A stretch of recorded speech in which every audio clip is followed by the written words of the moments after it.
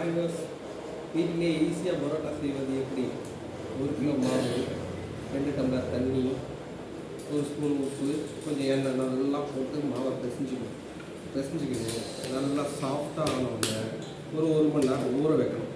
ஊற வச்சு அழகாக ஒரு கோலி உருண்டை சேர்த்து எடுத்து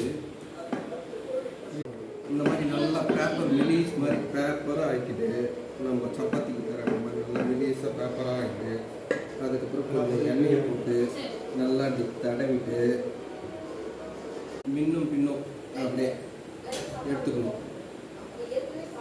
எடுத்துக்கிட்டு அப்படியே ரோல் மாதிரி இந்த மாதிரி ரோல் ஆக்கி இதை அப்படியே உள்ள சொருவிட்டா ஈஸியாக பரோட்டா ரெடி. பரோட்டா ஓகே. வானலில் போட்டு சூடு பண்ணி